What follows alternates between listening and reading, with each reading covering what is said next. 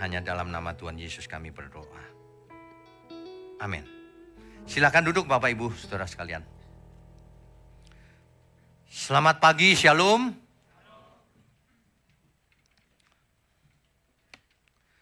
Bapak Ibu Saudara sekalian, kita sudah sering mendengar kata rumah Tuhan. Dan asosiasinya tentu saja setiap orang berbeda. Ada yang berpikir rumah Tuhan itu adalah gereja.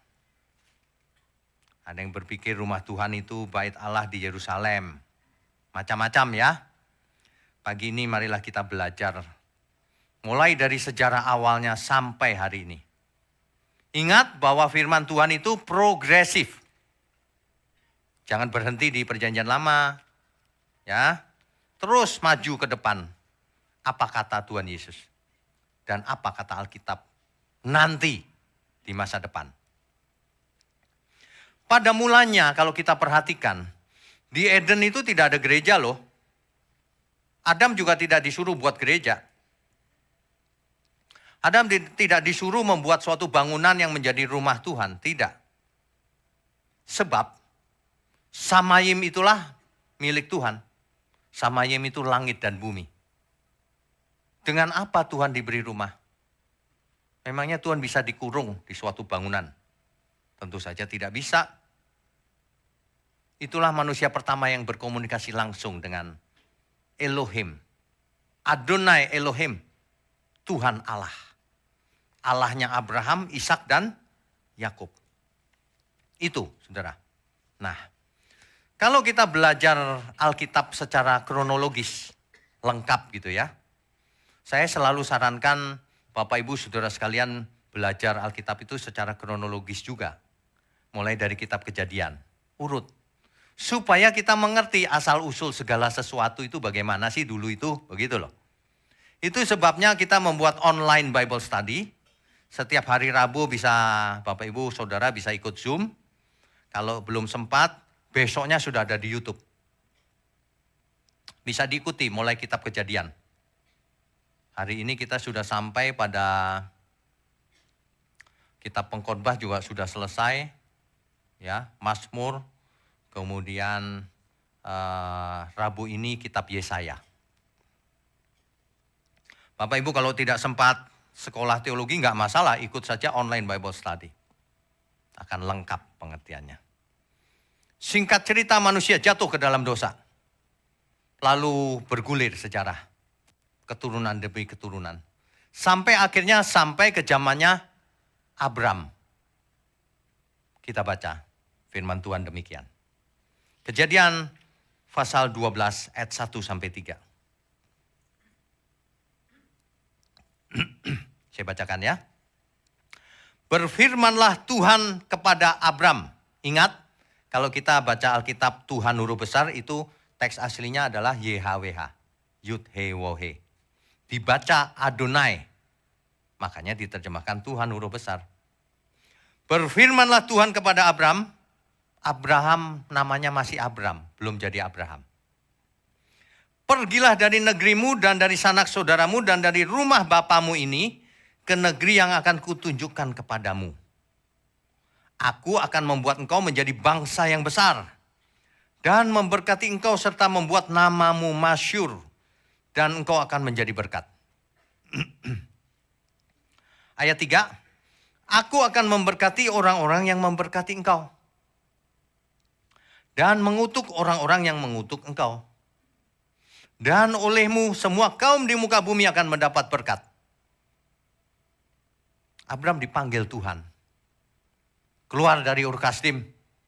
Keluar dari Ur. Abraham sebenarnya tidak tahu disuruh keluar kemana Tuhan. Nanti ke negeri yang kutunjukkan kepadamu. Ada enggak orang disuruh keluar, enggak ditunjukin kemana? Tapi Abraham menunjukkan ketaatannya, ia pergi. Itu saya membayangkan tetangganya nanya kan, Om mau kemana Om? Gak tahu, loh mau pergi kok gak tahu. Disuruh Tuhan, waduh itu luar biasa itu. Itulah ketaatan Abraham. Dia tidak tahu ke negeri mana ia disuruh pergi. Negeri yang kujanjikan. Aku akan membuat engkau menjadi bangsa yang besar. Padahal Abraham sudah umurnya di atas 80. Sudah kakek-kakek. Aku akan membuat engkau menjadi bangsa yang besar. Padahal Abraham tidak punya anak. Ya, waduh, ini berkat yang luar biasa ini. Tapi berkat-berkat semua ini nggak ada artinya. Aku akan membuat engkau bangsa yang besar dan sebagainya. Itu oke, tapi itu tidak untuk semua kaum di muka bumi. Itu untuk umat pilihan. Bagaimana dengan kaum di muka bumi? Kalau baca mesti teliti. Hari ini banyak orang berkat Abraham, kaya. Kaya terus yang diomongin. Jangan dengerin khotbah yang begituan. Rusak pikiranmu nanti. Matre. Ya. Ini bacaan ini lengkap, di akhirnya itulah berkat yang sesungguhnya itu. Dan olehmu, semua kaum di muka bumi, bukan cuma Israel, semua kaum di muka bumi akan mendapat berkat. Berkat apa itu? Akan lahir Mesias dari keturunan Abraham.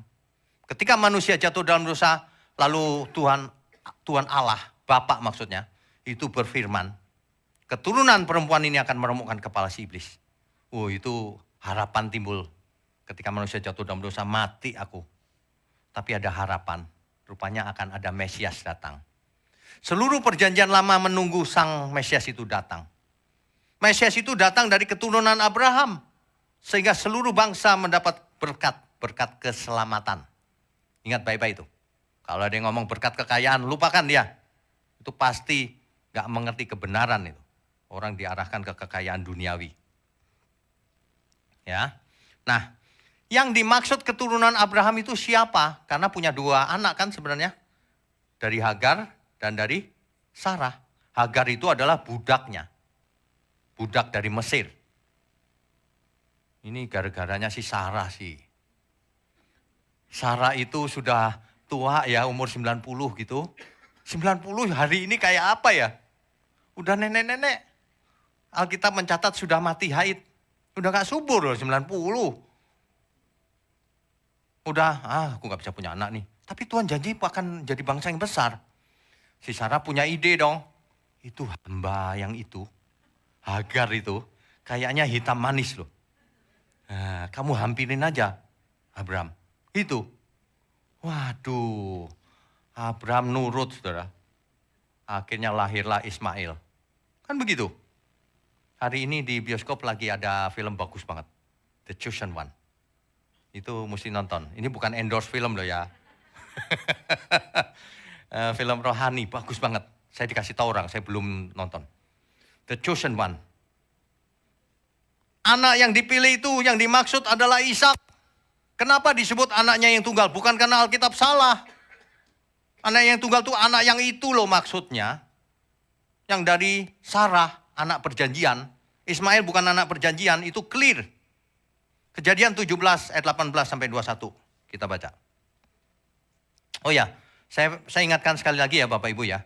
Kalau Bapak Ibu ingat ikuti ibadah 1, harus ikuti ibadah 2 secara online. Karena nggak mungkin topiknya selesai. Itu saling melengkapi, saling menjelaskan. Oke, Kejadian pasal 17 ayat 18 sampai 21. Dan Abraham berkata kepada Allah, sekiranya Ismail diperkenankan hidup di hadapanmu. Abraham berpikir itu Ismail. Ayat 19, tetapi Allah berfirman, tidak. Melainkan istrimu Sarah lah yang akan melahirkan anak laki-laki bagimu. Dan engkau akan menamai dia Ishak. Dan aku akan mengadakan perjanjianku dengan dia. Menjadi perjanjian yang kekal untuk keturunannya. Ishak yang dimaksud, bukan yang lain. Itulah jalur keselamatan. Ya. Tentang Ismail, aku telah mendengarkan permintaanmu, ia akan kuberkati juga. Diberkati juga. Kubuat beranak cucu dan sangat banyak, ia akan memperanakkan 12 raja dan aku akan membuatnya menjadi bangsa yang besar. Bangsa yang besar juga. Tapi keselamatan bukan dari jalurnya dia. Jalurnya dari Ishak. Ayat 21. Tetapi perjanjianku akan kuadakan dengan Ishak yang akan dilahirkan Sarah bagimu tahun yang akan datang. Pada waktu seperti ini juga. Bisa dibayangin gak? Abraham umurnya 100, Sarah umurnya 90, dibilang mau punya anak. Aduh, makanya Sarah ketawa. Ketawa dia. Kita hariannya ketawa hari ini. Tapi itulah janji Tuhan. Luar biasa. Ya, melalui Ishak. Nah, janji ini diingatkan terus kepada Ishak ketika Ishak besar. Diingatkan terus kepada Yakub Israel. Coba, Kejadian 28 ayat 13 sampai 15. Berdirilah Tuhan di sampingnya dan berfirman, akulah Tuhan. Akulah Adonai, YHWH, Allah Abraham, Elohimnya Abraham, nenekmu, dan ayah Ishak. Tanah tempat engkau berbaring ini akan kuberikan kepadamu dan kepada keturunanmu. Dan seterusnya. Diingetin terus tuh dari jalur keselamatan itu. Hari ini kita sangat beruntung. Kenapa? Karena Tuhan berjanji ada keselamatan. Dan kita sudah tahu siapa keselamatan itu. Juru selamat dunia itu Yesus. Kita sangat beruntung, saudara. Sebab ada banyak orang tidak bisa percaya kepada Tuhan. Tuhan Yesus. Karena pikirannya tidak mendapatkan kebenaran. Diajar cara lain gitu. Nah makanya kita beruntung. Hari ini jangan pernah kita memfokuskan diri pada kepentingan diri sendiri. Kita fokus saja sama kepentingan Tuhan. Toh Tuhan nanti pasti berkati. Jangan dibulak balik. Datang kepada Tuhan karena mau dapat berkat. Kebalik. Datang kepada Tuhan karena kita mau mempersembahkan seluruh hidup kita. Anda amin gak nih? Lagi pula kita jangan hitung-hitungan sama Tuhan. Tuhan bicara begini loh, aku akan memberkati orang yang memberkati kamu, Abraham. Sama, hari ini orang akan memberkati orang yang memberkati kita semua. Orang yang baik sama kita, Tuhan akan baik sama dia. Orang yang mendukung pekerjaan Tuhan, pasti Tuhan baik sama dia. Itu konsekuensi logis. Tidak diada-adain, memang Tuhan bicara seperti itu. Tapi orang yang menganggap enteng Abraham, atau hari ini pekerjaan Tuhan, dia akan dikutuk Tuhan. Apalagi yang suka sabotase kebenaran. Ngeledek-ledek, nyorang-nyorang, wah dikutuk Tuhan ya. Percaya deh, ini kata firman Tuhan loh. Makanya, mari kita bertobat lagi. Untuk apa? Hidup sekali aja, penuh kebencian, nyerang sana, nyerang sini, menghakimi. Kayak kau suci aja, ngaca dulu. Kita itu semua perlu beli cermin banyak-banyak di rumah. Sudah punya cermin belum ya? Saya punya banyak juga kadang-kadang. Apalagi kalau rumahnya lu lagi gitu kan. Kecil gitu. Kesini kena cermin diri sendiri. Ke situ. Makanya bercermin dulu sebelum menunjuk orang lain. Itu bagus loh hikmat itu. Kita lebih baik bercermin daripada menunjuk orang lain. Menunjuk orang lain menghakimi buat apa sih? Gak ada gunanya semua itu. Makanya ya, orang itu tidak bisa bersyukur kalau hatinya itu gak bersih. Kalau hatinya bersih, pikirannya bersih, barulah ia bisa bersyukur. Coba Tuhan bila ku hitung-hitung. Kan gitu. Segala berkat-Mu itu lebih dari cukup. Itu lebih dari cukup. Ya, saudara ya.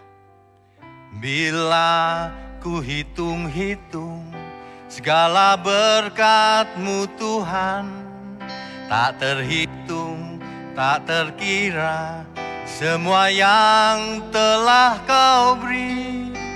Ku naikkan syukurku, segala hormat dan puji.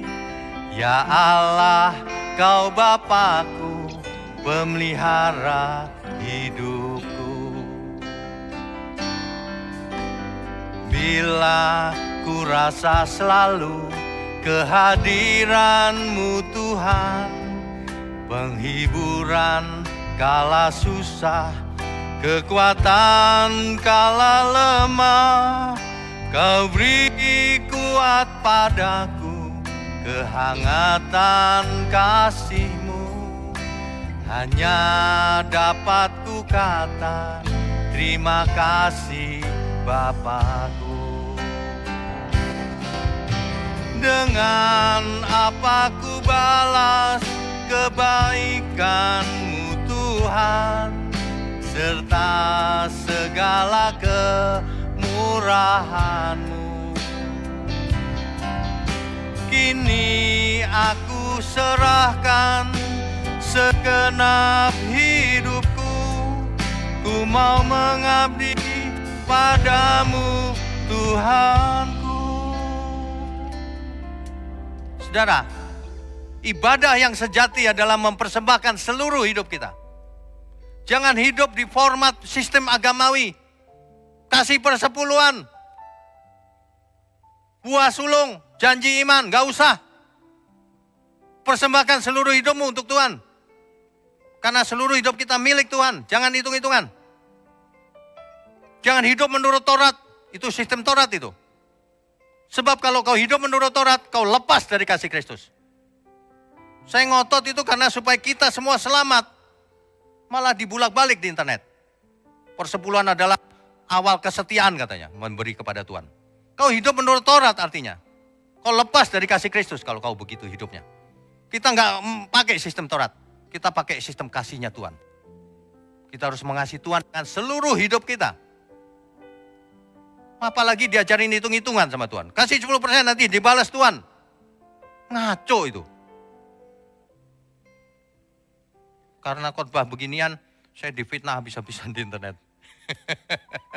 Tapi nggak apa-apa kok, nggak apa-apa.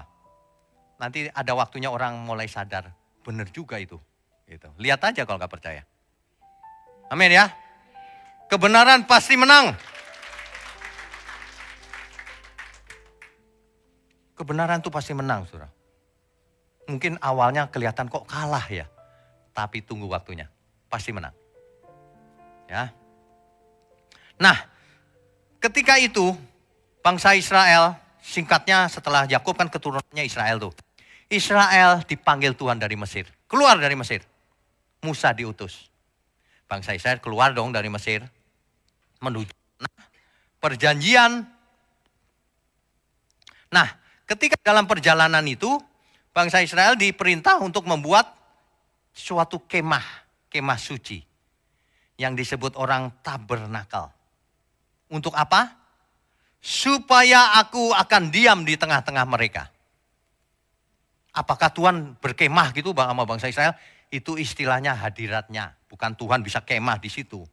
Ya, itu tanda penyertaan Tuhan atas bangsa Israel. Keluaran 25 ayat 8. Supaya aku akan diam di tengah-tengah mereka. Dalam bahasa Ibrani disebut Ohel Moed. Atau hamiskan. Kemah itu. Atau tabernakel kita mengenalnya ya. Kemah itu menjadi lambang kehadiran Tuhan di tengah-tengah bangsa Israel selama dalam perjalanan. Selama on the way ke tanah perjanjian. Cuma selama itu, kemah itu sementara saudara. Gak dipakai terus. Kenapa? Karena setiap saat mereka pindah-pindah kan. Begitu pindah sampai ke suatu tempat, dia bangun lagi kemah tabernakelnya. Pindah lagi, dilipat lagi, sampai ke tempat yang baru dibangun lagi kemahnya itu. Nah jadi itu tabernakel itu portable. Dibawa-bawa. Tapi begitu sampai ke Yerusalem harus dibuat permanen. Karena nggak pindah-pindah lagi di Yerusalem. Biarlah namaku tinggal di sana kata Tuhan. Ya, itu dibuat permanen akhirnya. Daud tahu, Daud istananya begitu megah. Masa Tuhan cuma tenda? Tuhan dibuatin yang megah. Tapi nggak boleh sama Tuhan. Tidak, anakmu yang akan bangun. Salomo. Itulah sebabnya terkenal dengan Solomon Temple. Ya, istilah temple itu kan bisa diterjemahkan bait, rumah, kuil, bisa.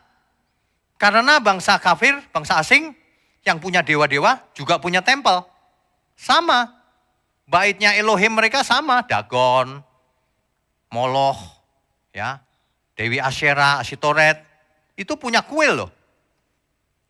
Saudara di Korintus itu ada satu gunung, di situ ada kuil penyembahan Dewi Artemis. Kalau orang ke situ, itu para bisnismen tuh mampir ke Korintus hari itu, karena Korintus itu kota perdagangan. Orang pasti mampir di situ. Setelah mampir di situ, pasti mampir ke kuil itu. Kenapa? Di kuil itu kalau lagi ritual, itu ritual pelacur bakti namanya. Pelacur-pelacur, gitu. Tapi di kuil, waduh kacau banget ya Korintus itu. Itu hari itu. Jadi rupanya kegelapan punya kuil juga. punya bait Elohimnya mereka. Elohim asing. Nah, Salomo lah yang akan akhirnya membangun bait Allah ini. Salomo ketika memerintah Israel bersatu. Israel raya, nggak ada utara selatan, sudah jadi satu. Ya, barulah hal itu digantikan dengan tabernakel digantikan dengan bangunan permanen. 1 Tawarik 6 ayat 32. 1 Tawarik 6 ayat 32. Di hadapan kemah suci, yaitu kemah pertemuan tabernakel, mereka melayani sebagai penyanyi sampai Salomo mendirikan rumah Tuhan di Yerusalem. Rumah Tuhan di situ bait Allah. Bait Elohim, bait Allah.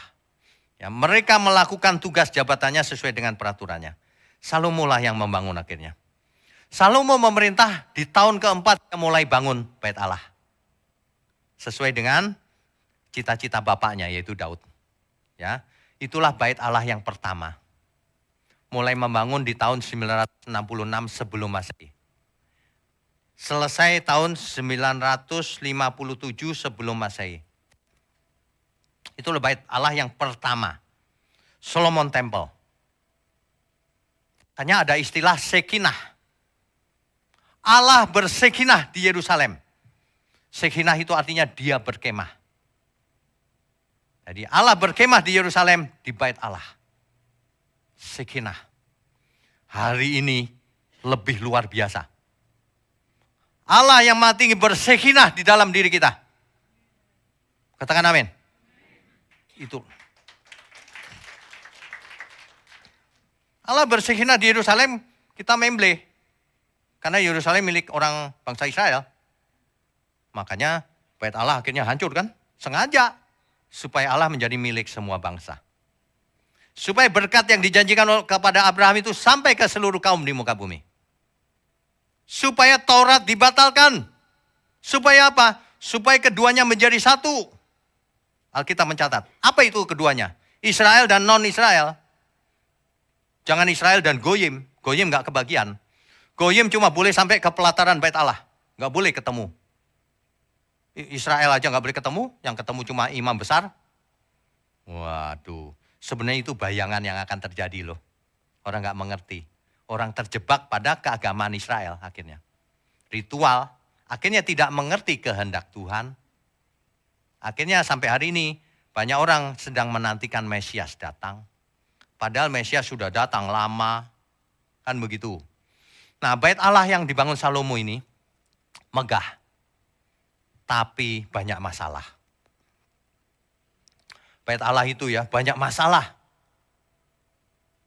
Tapi akhirnya ketika Nebukadnezar, raja dari Babel, menyerang Yerusalem menghancurkannya, habis bait Allah.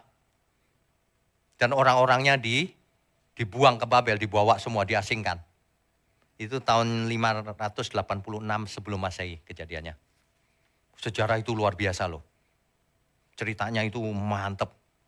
Ya. 50 tahun kemudian. Tahun 538 sebelum Masehi. Sekitar 50.000 orang Yahudi dibolehkan kembali ke Yerusalem.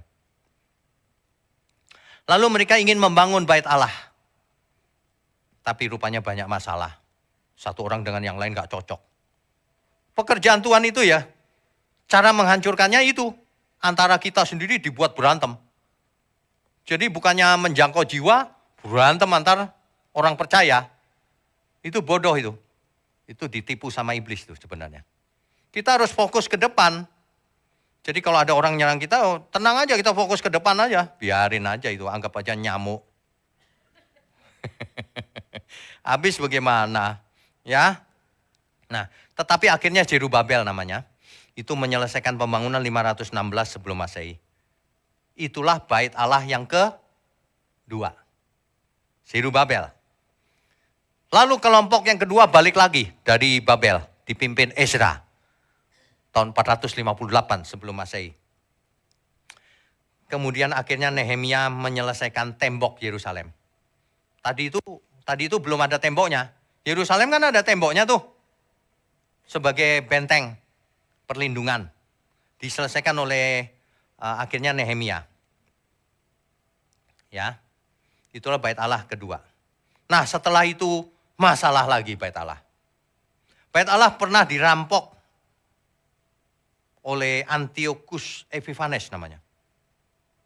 168 sebelum Masehi. Udah mendekati kelahiran Kristus. 100-an tahun sebelumnya. Bait Allah dirampok. Ya. Kemudian di dalamnya dibangun suatu altar penyembahan untuk dewa Zeus. Waduh, ini kacau memang cerita ini. Tapi kemudian berhasil dibersihkan oleh Yudas Makabe namanya. Bersih lagi. Ya. Nah, kemudian hari Herodes menyerang Yerusalem, mengambil alih Yerusalem. Bait Allah terbakar sebagian.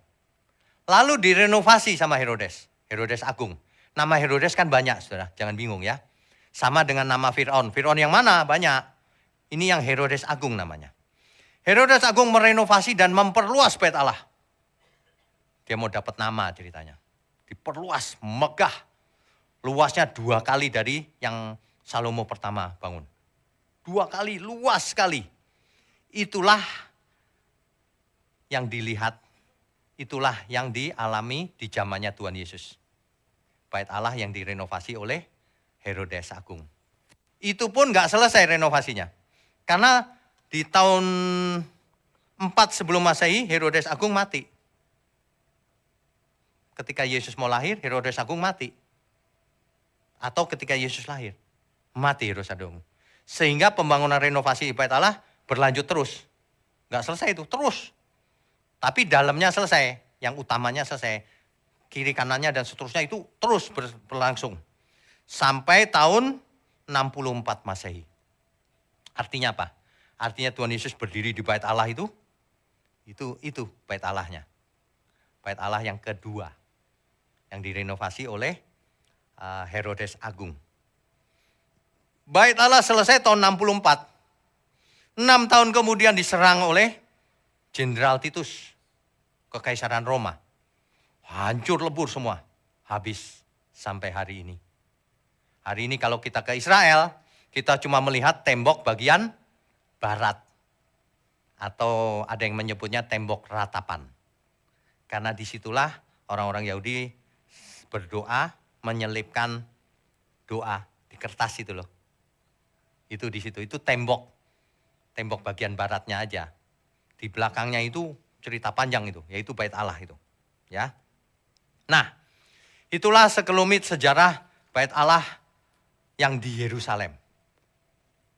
Saudara bisa bayangkan nggak? Orang Israel begitu bangga punya bait Allah. Allah Elohim bersekinah di Yerusalem. Aku umat pilihan, yang lain goyim. Yang lain bukan umat pilihan. Tapi kok hancur lebur. Seluruh bangsa terserak ke seluruh dunia, diaspora. Israel tidak ada lagi. Semuanya terserak ke seluruh dunia. Apa yang terjadi? Katanya Allah bersekinah di Yerusalem. Kok bisa hancur? Nah, ini dia. Kenapa demikian? Bapak Ibu, Saudara perlu tahu. Hari itu, kiblat orang kalau beribadah ke Yerusalem. Jadi kalau berdoa ngadep Yerusalem, kalau keluar kota gitu, berdoa cari Yerusalem, ngadep ke sana. Kiblatnya Yerusalem. Sedangkan kita tahu Israel Utara dikalahkan oleh Asyur. Kota Samaria dipenuhi dengan bangsa Asyur dan bangsa asing. Sehingga orang Israel memusuhi Samaria. Itulah latar belakang kenapa Israel tidak suka sama orang Samaria. Karena bukan orang Israel. Penjajah itu dalam pikiran mereka. Padahal orang Samaria tentu ada orang Israel harusnya meskipun kawin campur. Nah, orang Samaria ditolak masuk ke Yerusalem beribadah. Makanya mereka buat sendiri di Gunung Gerizim namanya. Peribadatan di Gunung Gerizim. Makanya mereka membuat sendiri Taurat Samaria. Tauratnya sama, tapi tempatnya dirubah. Yerusalem diganti Gunung Gerizim misalnya, Gunung Ebal atau apa gitu. Tempatnya aja yang diganti karena ditolak di sana. Gitu. Tapi pengertiannya tetap sama. Itulah cerita Taurat Samaria. Untuk apa sih kita belajar sejarah? Setiap hal yang kita tahu itu harus berdampak dalam hidup kita. Demikianlah perjalanan Bait Allah itu dimonopoli oleh Israel sebagai umat pilihan, lalu dibiarkan hancur. Kenapa dibiarkan hancur? Tahun 70 Masehi itu. Jadi Tuhan Yesus sudah mati di kayu salib, sudah naik ke surga. Sekitar 40 tahun kemudian, Bait Allah hancur. Kenapa dibiarkan hancur? Tentu kita tahu Tuhan Yesus bernubuat di Markus 13 ayat 1 sampai 2. Markus 13 ayat 1 sampai 2. Coba kita baca. 13 ayat 1 sampai 2. Ketika Yesus keluar dari Bait Allah. Nah, Bait Allah ini adalah Bait Allah yang direnovasi oleh seorang muridnya berkata kepadanya, "Guru, lihatlah betapa kokohnya batu-batu itu. Dan betapa megahnya gedung-gedung itu." Yang dimaksud adalah Bait Allah. Lalu Tuhan berkata ini. Lalu Yesus berkata kepadanya, "Kau lihat gedung-gedung yang hebat ini. Tidak satu batu pun akan dibiarkan terletak di atas batu yang lain. Semuanya akan diruntuhkan." Tuhan yang bicara. Hari itu para ahli agama marah. Ini menghina ini. Tapi yang terjadi demikianlah. Tuhan sudah tahu ini nanti runtuh. Ini menyebabkan orang jadi agamawi. Orang di luar Israel jadi goyim. Tidak bersekutu dengan Tuhan. Gak bisa. Zamannya sudah selesai. Makanya kematian Tuhan Yesus membubarkan seluruh aturan Taurat dengan ketetapannya. Efesus 2 ayat 15. Ya, banyak orang tidak mau membaca yang begitu-begitu karena ada modusnya. Padahal jelas nih. Bisa dibayangkan gak betapa merananya pemuji-pemuji di Bait Allah? Hancur. Padahal dia biasa memuji Tuhan. Hancur. Mereka lari sebagian ke utara. Ke utara melewati kota Samaria. Ke gunung-gunung. Lalu dia merana, saudara. Karena mereka merana, mereka menulis Mazmur. Menulis Mazmur itu ceritanya seperti rusa merindukan sungai yang mengalir. Itu Mazmur itu. Itu karena itu kejadiannya. Karena Bait Allah hancur, merana dia mencari Tuhan kemana-mana. Karena pikirannya harus Yerusalem, tapi Yerusalem hancur. Ya, banyak orang zaman sekarang ini tidak, imannya cuma pakai rasio. Aku percaya Tuhan, mana percayamu? Iman itu bukan cuma rasio. Iman itu melibatkan perasaan. Itulah sebabnya kenakanlah pikiran dan perasaan Kristus, bukan cuma pikiran. Orang sekarang pakai pikirannya tapi nggak punya perasaan, menyerang ke kiri ke kanan. Kayak orang liar begitu. Aneh. Mestinya pemazmur ini jadi satu pelajaran buat kita. Dia jauh dari Yerusalem aja dia merana, saudara. Seperti rusa merindukan sungai yang mengalir, demikianlah jiwaku merindukan Engkau.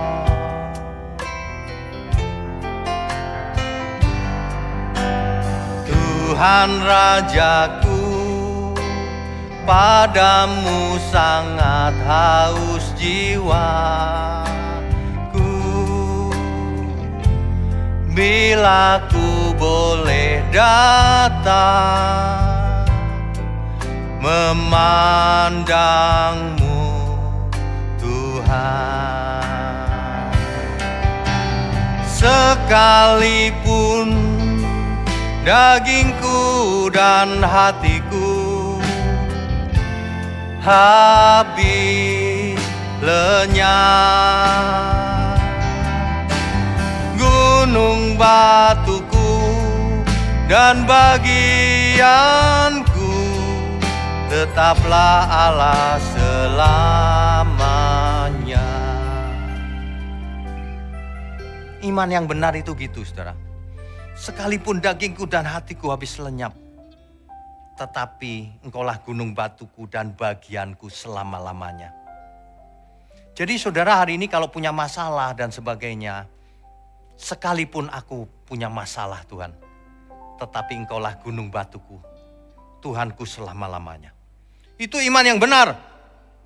Jangan ngajarin orang kalau ikut Tuhan kaya raya, enteng jodoh, pasti gak pernah sakit. Ngawur itu. Nabi palsu itu. Di zamannya Yeremia bernubuat ditampar sama nabi-nabi. Karena apa? Karena nubuatannya gak enak didengar. 50 tahun lagi baru kembali ke Yerusalem. Nabi-nabi palsu, 2 tahun lagi. Kan enakan 2 tahun lagi. Tampar Yeremia. Hari ini kita ngomong begini, diserang di YouTube. Sama persis. Bedanya aja dulu pakai tangan, sekarang pakai internet. Saudara mesti jeli apa yang terjadi sehari-hari, zaman per zaman. Kenapa begitu ya? Oh, rupanya dari dulu sudah terjadi seperti itu. Gak usah heran lah, biasa aja kok. Biasa, lihat setan tuh biasa aja. Setan dari dulu begitu itu memang. Setan itu suka gitu. Menyamar sebagai orang yang wajahnya cantik, baik, punya sayap. Kayak malaikat maksudnya. Ngomongnya kebenaran. Kebenaran macam apa? Ketahuan kok kebenarannya cuma pikiran. Perasaannya gak ada. Karena perasaannya benci sama orang. Sama persis dengan orang Farisi. Di zaman Tuhan Yesus. Orang Farisi ya kalau ketemu orang berbuat salah. Wah dia jadi hakimnya. Perempuan yang tertangkap basah berbuat zina. Rajam. Waduh. Seneng banget gitu kok merajam orang. Heran ya. Kita pasti gak tega lihat orang dirajam. Ini seneng banget. Yes gitu. Waduh. Tuhan Yesus saja yang gak pernah berbuat dosa bilang, aku pun tidak menghukum kamu. Hari ini kalau ada orang suka menghakimi, bertobatlah kau. Sebelum kau mati. Karena kita semua pasti mati. Saya juga pasti mati, sama. Sebelum kita mati kita bertobat. Ya, amin ya saudara. Disuruh bertobat gak mau, rugi sendiri. Orang suruh selamat gak mau, itu agak aneh emang. Jadi bait Allah itu dibiarkan hancur oleh Tuhan karena ada tujuannya. Sebab kalau bait Allah itu gak hancur, hari ini kita mesti nabung, mesti mau ke bait Allah, ketemu Tuhan. Iya kan? Kita mesti jual sawah. Iya, jual sawah, gadein rumah. Terus ikut tur kan, mau ke Yerusalem, ketemu Tuhan katanya. Udah ikut tur, turnya pergi, lari. Gak ketemu sama Tuhan. Kasian deh. Makanya gak ada sistem begituan kata Tuhan. Hancur. Hancur. Pertanyaannya, itu dibiarkan hancur itu memang supaya kita tidak orientasinya ke sana. Supaya kita orientasinya ke Tuhan langsung. Ada amin? Itu maksudnya. Nanti di ibadah kedua kita bahas tentang bait Allah ketiga. Sebenarnya bait Allah ketiga itu akan dibangun atau tidak sih? Gitu ya. Nanti itu ibadah yang kedua. Yang pertama ini, rumah Tuhan itu sebenarnya mana? Di sebelah mana? Di kota mana? Dulu Yerusalem lah, sekarang di mana Pak? Sudah nggak ada semua. Saudara, Tuhan Yesus pernah berkata begini. Runtuhkan ini, bangunan ini. Dalam 3 hari akan ku bangun lagi. Yang dimaksud bukan bangunan itu. Yang dimaksud adalah tubuhnya sendiri. Mati 3 hari bangkit lagi. Itu jelas loh Alkitab padahal bicaranya. Yohanes 4 ayat 20 sampai 24. Ini yang penting. Kita baca Yohanes pasal 4. Dari ayat 20 sampai 24. Ini adalah percakapan Tuhan Yesus dengan perempuan Samaria di pinggir sumur Yakub. Ya. Nenek moyang kami menyembah di atas gunung ini, tetapi kamu katakan bahwa Yerusalemlah tempat orang menyembah. Ini perempuan Samaria yang bicara. Kata Yesus kepadanya, percayalah kepadaku hai perempuan, saatnya akan tiba bahwa kamu akan menyembah Bapa, bukan di gunung ini, jadi gunung Gerizim. Dan bukan juga di Yerusalem. Enggak gitu cara menyembah yang benar. Kamu menyembah apa yang tidak kamu kenal. Kami menyembah apa yang kami kenal. Sebab keselamatan datang dari bangsa Yahudi. Yang bicara Tuhan Yesus. Itu sesuai dengan runutan Abraham tadi. Melalui Ishak, Yakub, bangsa Israel. Tuhan Yesus mengulang lagi. Sebab keselamatan datang dari bangsa Yahudi. Ayat 23. Tetapi saatnya akan tiba, akan datang dan sudah tiba sekarang. Bahwa penyembah-penyembah benar akan menyembah Bapa dalam roh dan kebenaran. Sebab Bapa menghendaki penyembah demikian. Allah itu roh. Dan barang siapa menyembah dia harus menyembahnya dalam roh dan kebenaran. Jadi bukan di Yerusalem, bukan di Gunung Gerizim. Kalau ngadep kemana saja, karena roh Allah maha hadir. Dengan apa kita membangun rumah untuk Tuhan? Gak bisa. Memangnya dengan buatan tangan manusia? Gak bisa. Gak bisa, saudara. Ya, itu sebenarnya Salomo sudah menyadari hal itu. Dengan apa aku bangun supaya engkau bisa tinggal? Gak bisa. Tapi itu untuk menghormati lambang bait Allah. Lambang penyertaan Tuhan. Ya. Kita lanjutkan ayat 25. Jawab perempuan itu kepadanya. Aku tahu bahwa Mesias akan datang. Yang disebut juga Kristus. Apabila ia datang, ia akan memberitakan segala sesuatu kepada kami. Kata Yesus kepadanya. Akulah dia yang sedang berkata-kata dengan kamu. Jadi Tuhan Yesus mengaku siapa? Mesias. Anak Bapa di surga.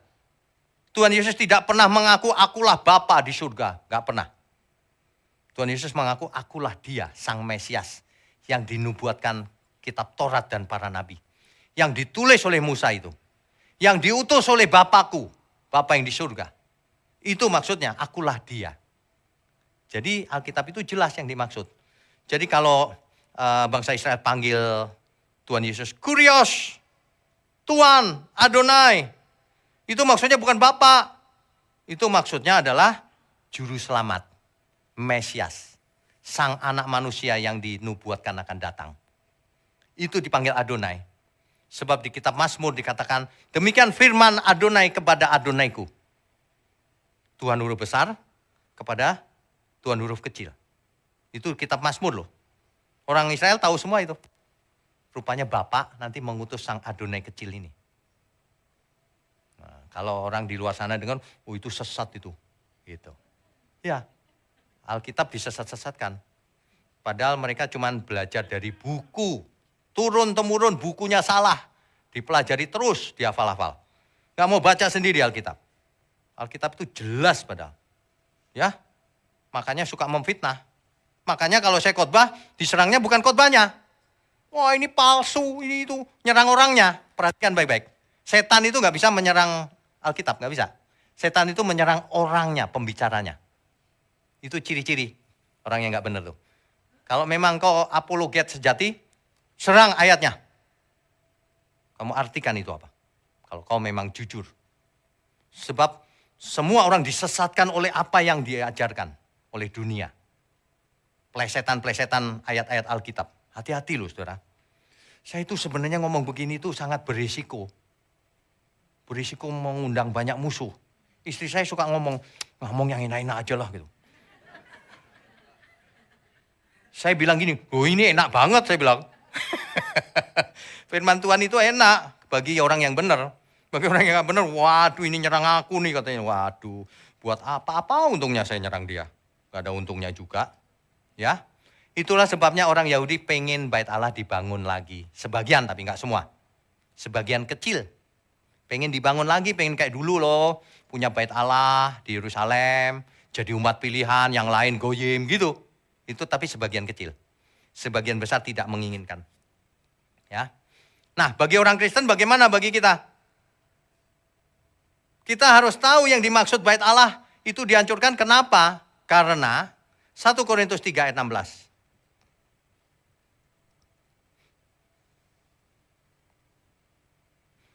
Tidak tahukah kamu bahwa kamu adalah bait Allah dan bahwa roh Allah diam di dalam kamu? Tidak tahukah kamu bait Allah itu bukan gedung begitu. Bait Allah itu tubuhmu ini loh. Tidak tahukah bahwa bait Allah, roh Allah tinggal di dalam dirimu. Roh Allah bersekinah di dalam dirimu. Dulu bersekinah di tabernakel. Kemudian di bait Allah, sekarang di dalam kita. Waduh, saudara, kalau orang lain pengen manunggaling kawula Gusti, ingin menjadi satu dengan Tuhan. Kalau kita, Allah bersekinah dalam diri kita. Kita beri kemuliaan untuk Tuhan.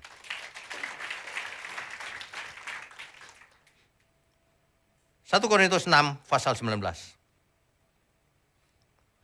Atau tidak tahukah kamu bahwa tubuhmu adalah bait Roh Kudus yang diam di dalam kamu. Roh Kudus yang kamu peroleh dari Allah. Dan bahwa kamu bukan milik kamu sendiri. Tubuh kita dibilang bait Allah. Sekarang dibilang bait Roh Kudus. Maksudnya apa? Allah di situ adalah Roh Kudus. Roh Allah maksudnya. Konteksnya itu begitu. Roh Allah ada dalam diri kita. Kamu bukan milik kamu sendiri loh ya. Itu Roh Allah yang tinggal dalam dirimu itu materai. Bahwa kau milik Allah. Kau milik Elohim, kau milik Bapa di surga. Hiduplah sebagai anak-anak Bapa di surga. Sudah dimeterai Roh Kudus, pikirannya masih ke dunia. Pikirannya harus lurus ke atas. Pikirkan perkara yang di atas, bukan di bumi. Mestinya begitu. Oleh sebab itu orang yang benar, gak aneh-aneh hidupnya. Dia plong dia. Beneran, gak aneh-aneh. Hidup sederhana oke. Kalau dia kaya biasa-biasa aja. Karena semuanya milik Tuhan. Iya. Jadi plong enak hidupnya. Kelihatan dari wajahnya kalau orang plong apa enggak itu. Wajahnya. Kok gereja masih gitu? Waduh ini kenapa ya? Apa yang dipikirin sih sama dia tuh? Setiap kita hidup pasti ada masalah. Tapi kalau kita tahu tubuhku bait Allah. Bersama dia aku cakap menanggung segala perkara. Wah itu mantap. Saudara. Makanya kebenaran harus disampaikan apa adanya. Jangan yang cuma menghibur doang. Implikasinya apa kalau kita Roh Allah ada dalam diri kita. Tubuh kita bait Allah udah gak usah mikirin bait Allah nanti dibangun apa enggak ya. Gitu. Dibangun apa enggak penting. Tubuhmu bait Allah. Roh Allah tinggal dalam diri kita. Apa implikasinya? 2 Korintus 6 ayat 16 sampai 18.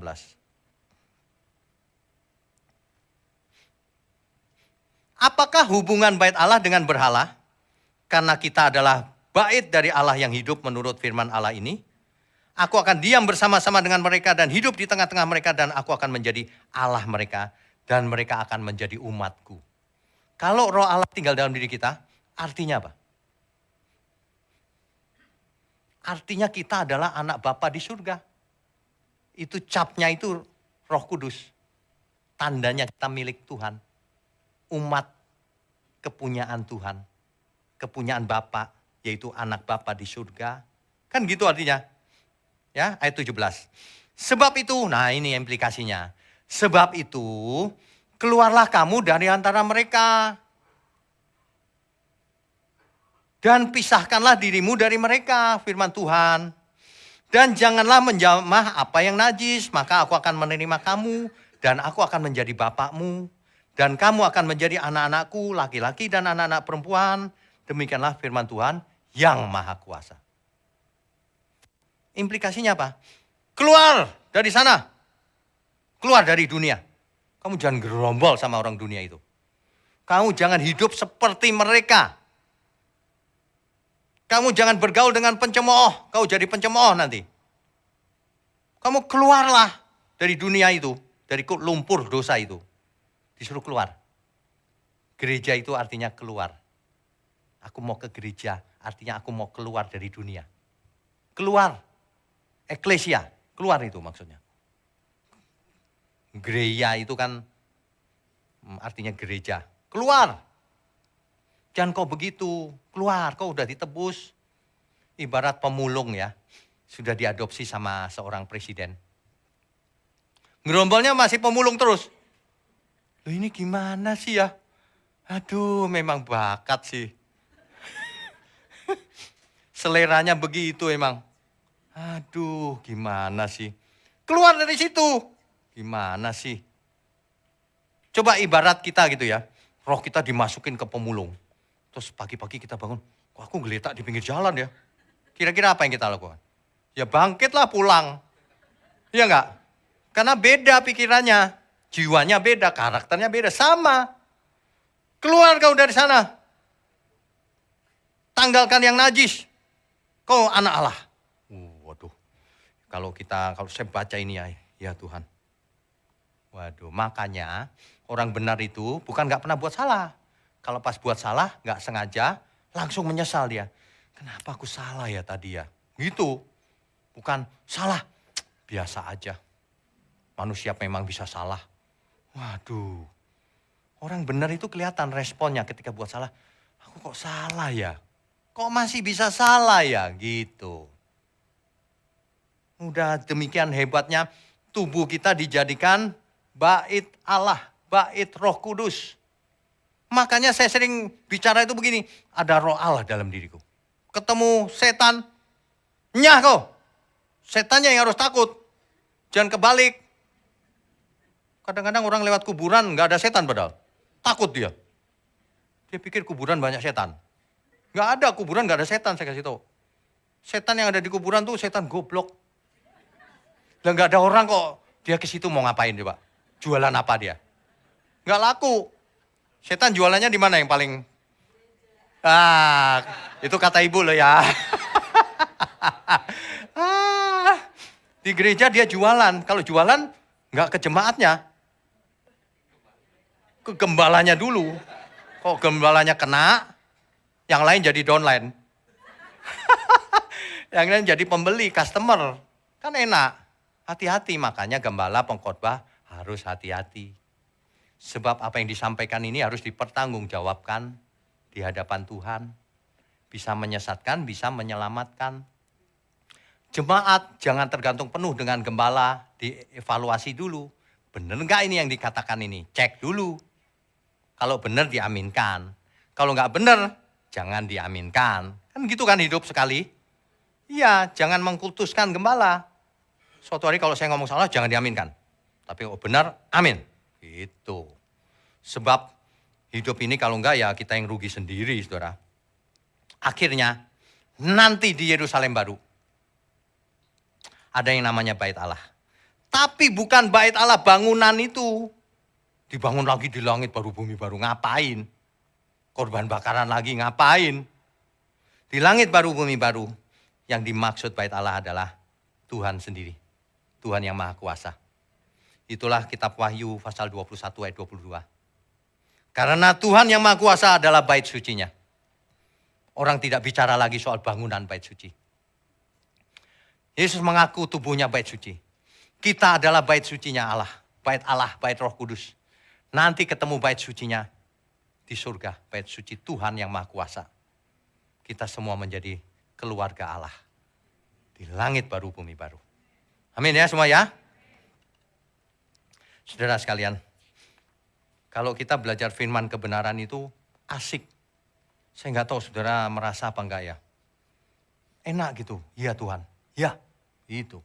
Membuat kita makin dewasa, makin mengerti, makin menghayati. Betapa Bapak sangat mengasihi kita. Sejak awal. Jatuh dalam dosa aja dikasih kesempatan. Hari ini jangan pernah kita hidup di dalam dosa terus menerus. Sebab kesempatan itu ada ujungnya. Suatu saat kita bisa tiba-tiba sikringnya putus.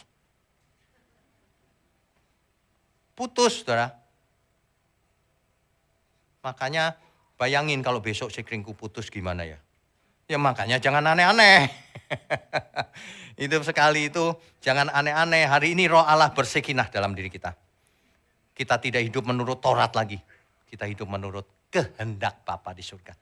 Kehendak Tuhan Yesus. Maka jangan pernah berani buat dosa lagi. Jangan hitung-hitungan sama Tuhan. Semuanya milik Tuhan. Jangan agamawi, miliki pikiran perasaan Tuhan juga. Perasaan, ingat, jangan cuma pikiran tok. Ya, sebentar lagi kita akan melakukan titah Tuhan Yesus 2000 tahun yang lalu. Perjamuan kudus. Ingat ya, setiap kali kita melakukan perjamuan kudus, artinya kita membayangkan langsung 2000 tahun yang lalu Tuhan yang melakukannya. Dengan para rasul. Kita disuruh melakukan artinya apa? Kita pun ikut dalam perjanjian yang sama. Perjanjian yang baru yang dimateraikan oleh darah Yesus. Menjadi anak Bapa di surga. Menjadi baitnya yang kudus di tengah-tengah dunia yang gelap ini.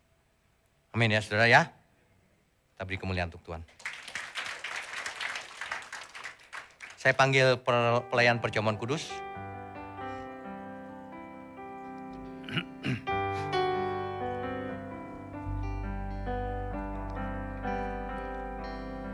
Saudara, Bapak Ibu yang ada di rumah, yang mengikuti online, persiapkan anggur dan roti. Kalau tidak ada anggur, boleh mempersiapkan teh, boleh sebagai ganti. Karena itu lambang ya. Tapi yang lebih penting lagi, mari kita persiapkan seluruh pikiran, perasaan, dan jiwa kita. Untuk melakukan dengan sungguh-sungguh menghayati apa yang telah dilakukan Tuhan untuk kita semua.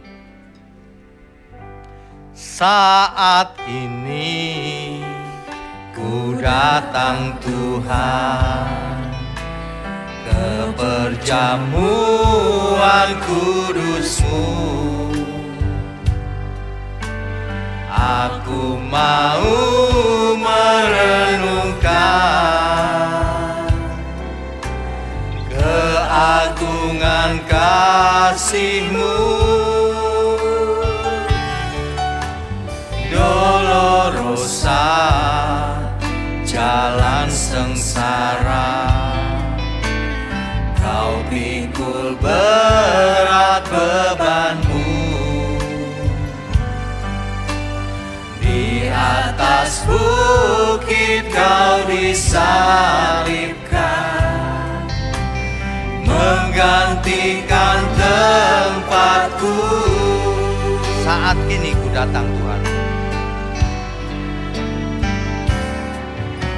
Saat ini ku datang Tuhan ke perjamuan kudus-Mu. Aku mau merenungkan keagungan kasih-Mu. Dolorosa, jalan sengsara, Kau pikul berat beban-Mu. Di atas bukit Kau disalibkan, menggantikan tempatku. Golgota darah-Mu Tuhan. Golgota, darah-Mu mengalir, siksa-Mu sangat keji. Kau tergantung hina, bermahkota duri. Golgota, mezbah korban-Mu, bukti kasih sempurna. Kau hapus dosaku, Kau beri keselamatan. Kau terima diriku, orang berdosa.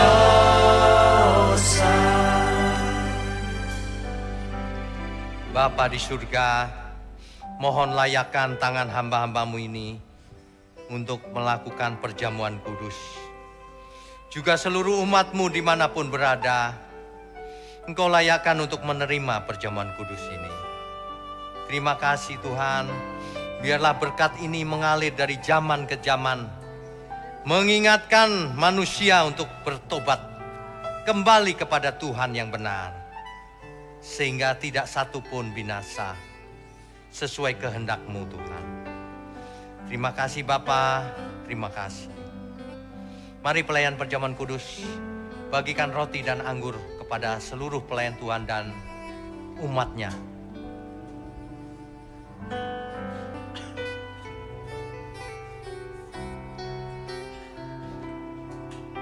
Nyanyikan dengan lembut, saudara. Saat ini ku datang, Tuhan. Saat ini ku datang, Tuhan, ke perjamuan kudus-Mu. Aku mau merenungkan keagungan kasih-Mu. Dolorosa, jalan sengsara, Kau pikul berat beban-Mu.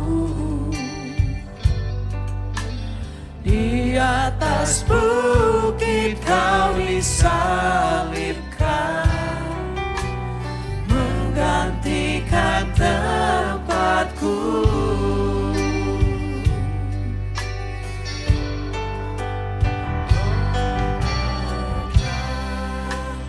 Darah-Mu mengalir, siksa-Mu sangat keji.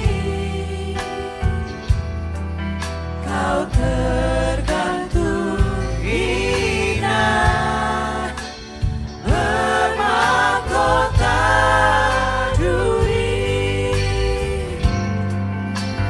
Golgota, mezbah korban-Mu, bukti kasih sempurna. Kau hapus dosaku, Kau beri keselamatan, Kau terima diriku, Baik, orang berdosa. Bapak Ibu Saudara sekalian yang belum menerima roti dan anggur, silakan angkat tangan. Oh, belum, satu. Yang di bawah sudah? Sudah ya? Oke, baik. Baik, saya undang semua untuk bangkit berdiri.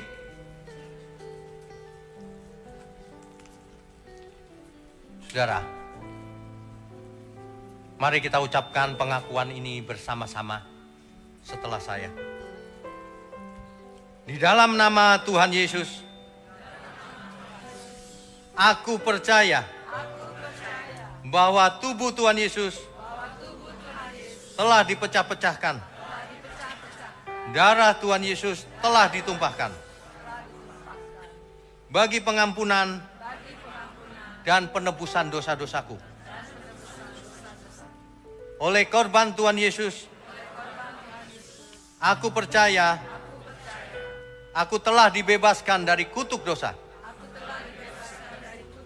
kutuk maut, segala kutuk dan api neraka.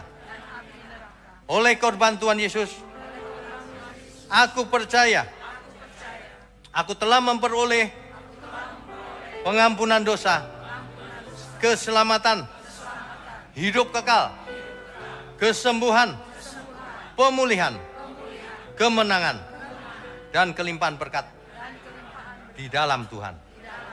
Oleh korban Tuhan Yesus, aku percaya dan menerima bahwa aku adalah milik Tuhan, hidup untuk mengabdi dan melayani dengan segenap hidupku sampai selama-lamanya.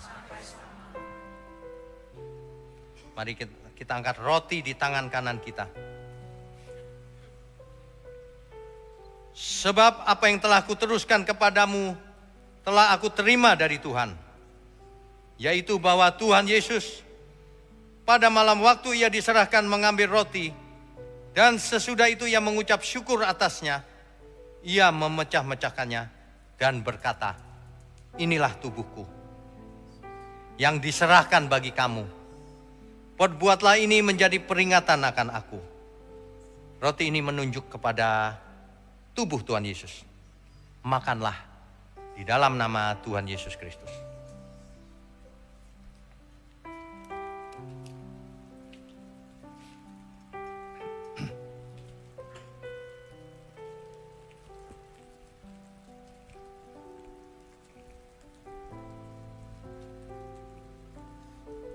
Sekarang mari kita angkat anggur dengan tangan kanan kita.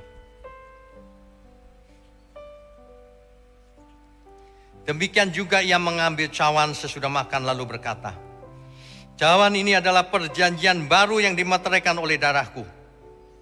Perbuatlah ini setiap kali kamu meminumnya menjadi peringatan akan aku. Sebab setiap kali kamu makan roti ini dan minum cawan ini, kamu memberitakan kematian Tuhan sampai ia datang. Anggur ini menunjuk kepada darah Tuhan Yesus. Minumlah di dalam nama Tuhan Yesus Kristus.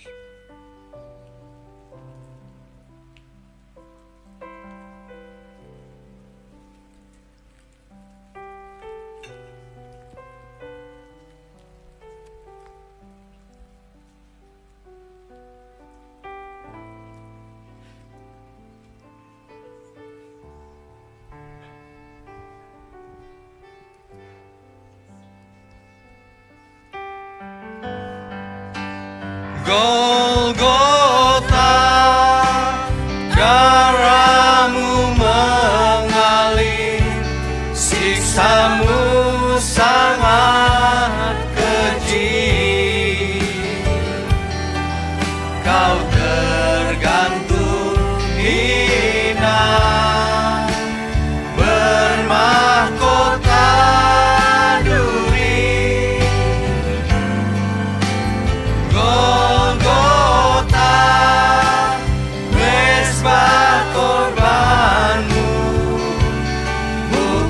Kasih sempurna, kau hapus dosaku, kau beri keselamatan, kau terima diriku, orang berdosa.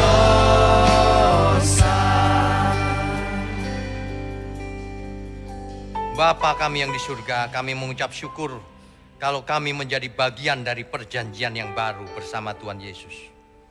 Terima kasih, hamba berdoa untuk tangan-tangan yang mendukung pekerjaanmu. Engkau berkati mereka, agar mereka boleh menjadi berkat terus selama mereka hidup bagi dunia yang gelap ini. Mendukung pekerjaan Tuhan. Juga seluruh umatmu dimanapun berada. Tuhan, terima kasih kalau kalau Roh Kudus bersekinah dalam diri kami semua. Terima kasih sebelum kami sudahi pertemuan ini, kami mau angkat tangan kami tinggi-tinggi. Mohon curahkan berkat-Mu atas kami. Kami sambut segala berkat, baik berkat jasmani maupun berkat rohani. Sehat, umur panjang untuk kemuliaan Tuhan. Mulai hari ini sampai selama-lamanya. Di dalam nama Bapa, Putra, dan Roh Kudus. Haleluya, semua yang percaya katakan amin. Amin. Saudara sekalian, bicara soal kebenaran, setiap orang merasa benar. Makanya semua kecap di nomor satu kan.